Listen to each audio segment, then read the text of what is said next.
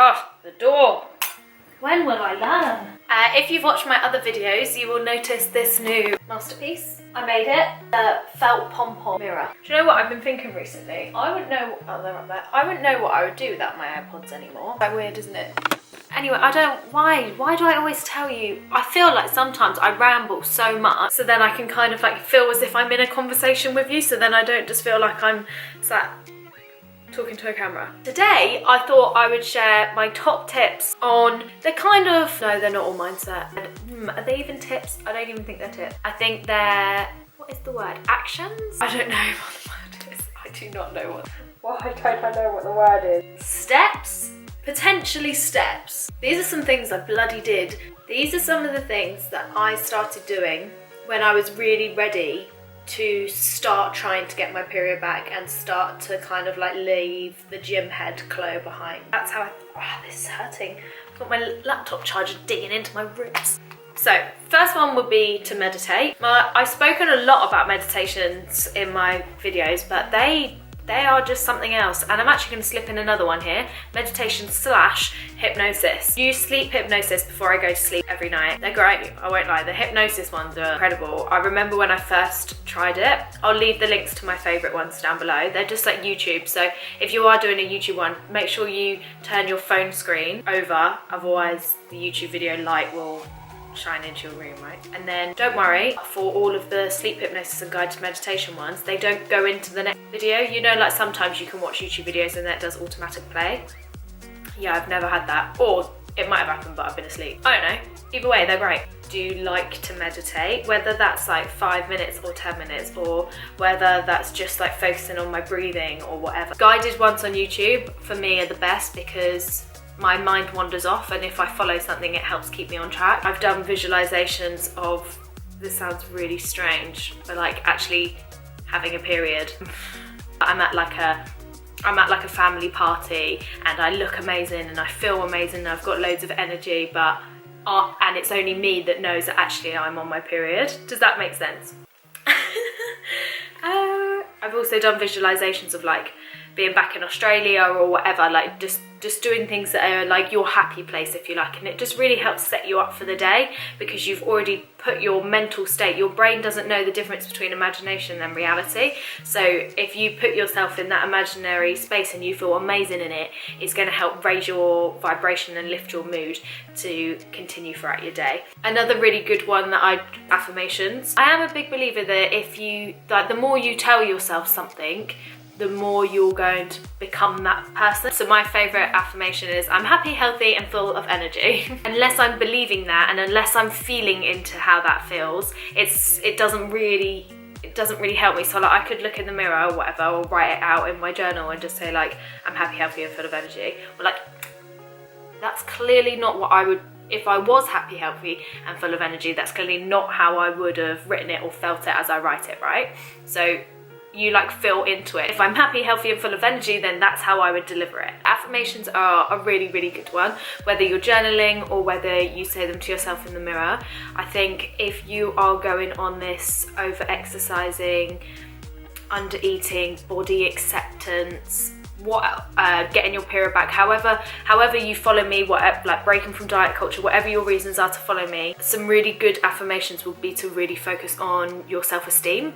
So whether that is telling yourself like you are beautiful or you're so much more than your body, you could do a list of everything that you've told yourself for so long. So whether that's like you're fat, you're ugly. So why do you diet, for example? Oh, well, I'm fat and I'm ugly. Well, if you write down everything and you get everything out of your brain of actually how you view yourself and your personality, and then you just flip it and you would write the opposite, those are your affirmations. I repeatedly used to get told that I ruined everything I touched. And when you're repeatedly told something, obviously that can become like a subconscious belief. So I took that and now I flipped it and it's like everything around me is really beautiful.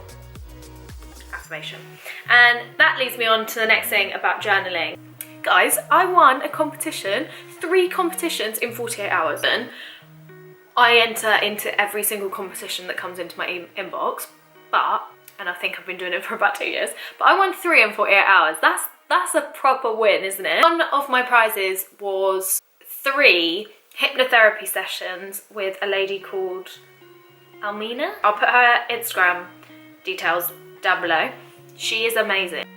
And I thought I journaled anyway, like just get down my thoughts and do my gratitude list and stuff like that, journaling, whereas she's taught me a whole new technique which is incredible, which is where you like write out all of your thoughts, then you associate the thoughts with a feeling, which is what I never would do. Once you've got the feelings out, you then start to associate the thoughts with the feelings to then be able to work through the feelings. So you write out your thoughts and your feelings, and then once you've got them all out, you then flip it and write the opposite, and then you write the opposite feeling. So actually, like, I am good enough because look where I've got to in my career, and then the feeling I would like to feel fulfilled and content in my job. See what I mean? This number 3, I don't know, I'm rubbish at these numbers as well, aren't I? 3? What did I say? Meditate, affirmations, journal. 4. Number 4 would be to put yourself in situations that you cannot control in. So if you are, like I say, coming from like constant diet, so for me it would be going to my dad's house where my stepmom cooks everything from fresh. She's like an absolute whiz in the kitchen, but I have no idea how many calories are in any of that. Or I would go to a restaurant where you couldn't Google the calories beforehand. You would follow a recipe out of a book that hasn't got the calories in. Or if you're, I don't know, something like that. Oh, vision boards, I love a vision board. Where's mine? Mine's over there. I love making vision boards. It's basically, if you don't know, a board that you would have everything that you want to achieve on for like X amount of time. So I actually made one in January, and then by lockdown, I looked at it and I was like, that is not what I want. What?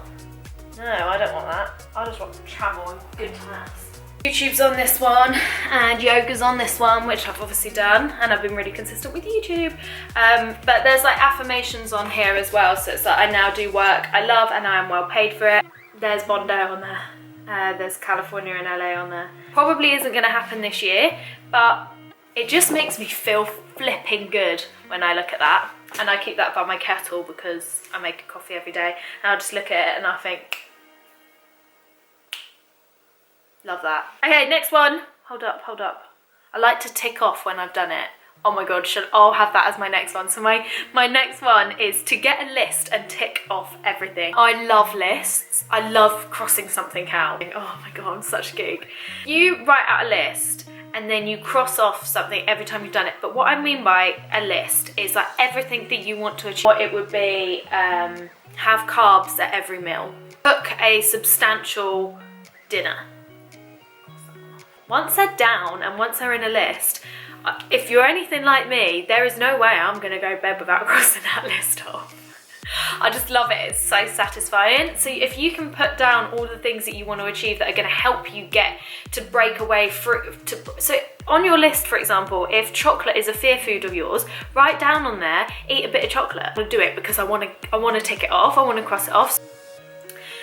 Set 3 intentions every single day. This is kind of a bit like elaborating on from the list. So if the list is a little bit too much for you, wake up every day with an intention, or if you can, write a couple of intentions down. I wouldn't really do any more than 3 a day because otherwise they can get a little bit overwhelming. You wake up with an intention and you know exactly what you're going to do. So for example, it could be, I'm going to have carbs at every single meal, or I'm going to be really focused at work today, or I'm not going to stress, or I'm going to appreciate the moment. I'm going to be really present, because I don't know about you, but when I was really fitness and diet obsessed, I wasn't ever really present in the moment. Another tip would be to meal plan. So on a Sunday, I don't just go and buy anything in the cupboard. I would plan all of my meals and make sure that I've got everything in my house to be able to make those meals, because then when it comes to meal time, I'm not overwhelmed and end up just eating a salad. I'm like, no, this is what I'm having, and I feel very organized, and then you kind of take any thought and any stress completely out of that situation.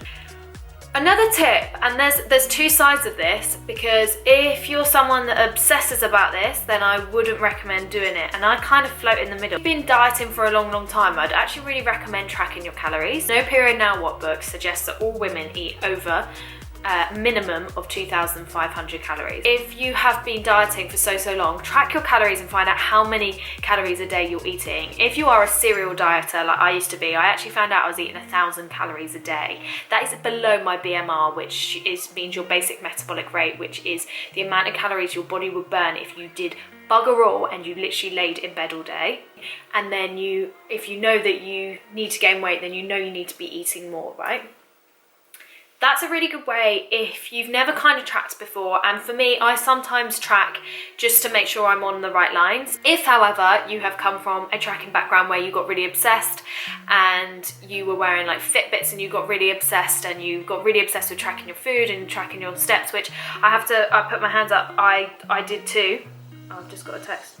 I've been tracking for super long, and that's your way of like kind of controlling your life, if you like. Get rid of them. The last few points I want to make is commit to finding joy. It's really tough to focus on everything that's shit when you've committed to finding stuff that you really enjoy. So when you're seeking out and you're committed to having fun, it's a real good distraction. You won't be thinking about how many calories you're burning, how many calories you're eating or whatever if you're out having fun and you're actively seeking fun. I think your life would drastically improve once you make that commitment anyway, because you start to like seek that. And you can also make that intention, right? During your day, you could make that intention to be like, today I intend to have fun. And finally would be to detach from your thoughts. Now, this is one that is so much easier said than done. I very much become my own thoughts. I'm often a bit of a worrier and an overthinker. My dad says that I put on my panic pants. So it's about taking off my panic pants and just detaching myself from my thoughts. I write a lot of posts about this on Instagram. Say you think of a thought.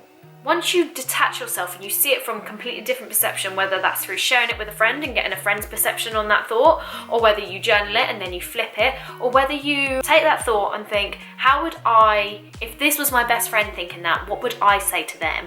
And it's about, they are just clouds in the sky that they come into your mind and then just letting them go again. We can choose what thoughts we have. It takes a lot more work, and I would recommend that the way it's a really good way of doing that is through meditation, affirmations, being really grateful as well. I haven't mentioned that. That's like one of my big ones that I do every day, is I write 3 things that I'm really grateful for, and I really feel into that. But once you start kind of reworking and really trying to rewire your brain and looking at your thoughts as if something that they're just things that pop into your mind, but they don't actually define you, life becomes a little bit easier. And I'm putting my hands up. I'm not saying these are all gospel, and I'm not saying that these will make the ride any easier. They don't. But I think for me, these have all been real tools that have really helped me each step. And some of them are really tough when you're having to get down thoughts and associate them with the feelings.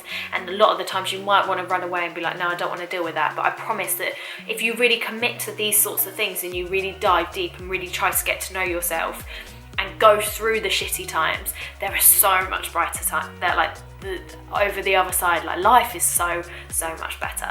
So yeah, these are the things that I've done to like help recovery or improve my mindset, or kind of like break away from that like need of controlling my food and my exercise.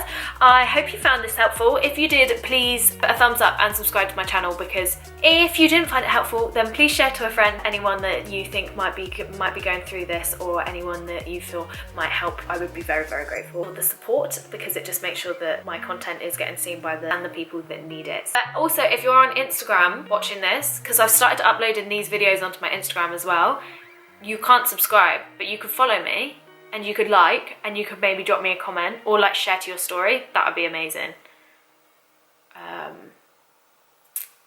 Yeah, that's all I've got to say.